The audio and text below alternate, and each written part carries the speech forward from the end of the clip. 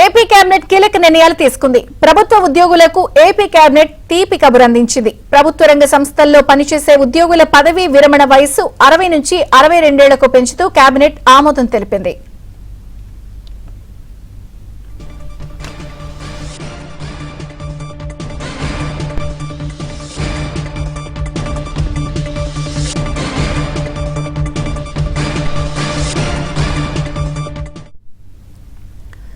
AP cabinet కీలక నిర్ణయాలు తీసుకుంది.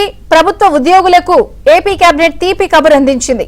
ప్రభుత్వ రంగ సంస్థల్లో పనిచేసే ఉద్యోగుల పదవీ విరమణ వయస్సు 60 నుంచి 62 ఏళ్లకు పెంచుతూ కేబినెట్ ఆమోదం తెలిపింది.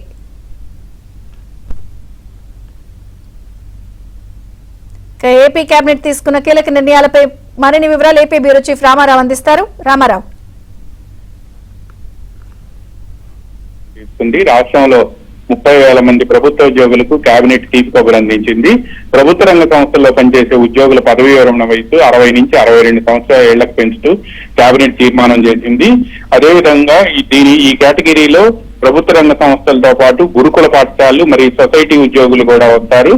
దీంతో పాటు మెమో 57 ప్రకారం 2004కు ముందు నోటిఫికేషన్ ద్వారా నియామకమైన 11,000 మంది ఉద్యోగులకి ఇప్పటి వరకు వాళ్ళు సిపిఎస్ ఉన్నారు. వాళ్ళని సిపిఎస్ నుంచి ఓల్డ్ పెన్షన్ స్కీమ్ వాళ్ళకి అమలు చేయాలి అని కూడా కేబినెట్ ఆమోదం తెలిపింది.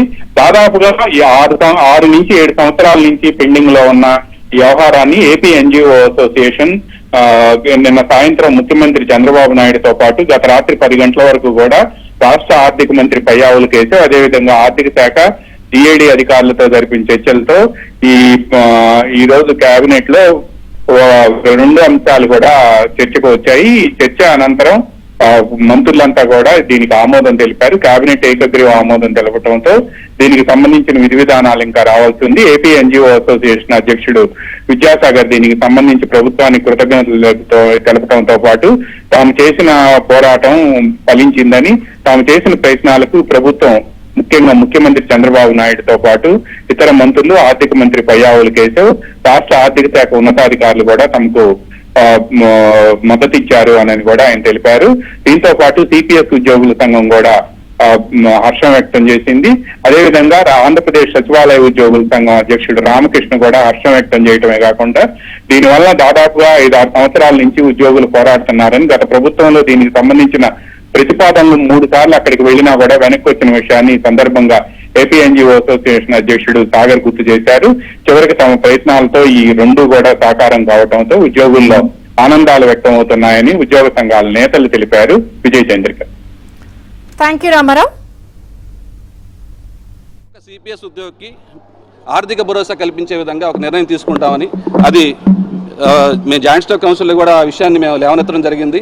దాని మీద చర్చలు జరుగుతున్నాయి. అది కూడా త్వరలోనే సాకారం అవుతుందని మేము కోరుకుంటున్నాం. Thank you very much.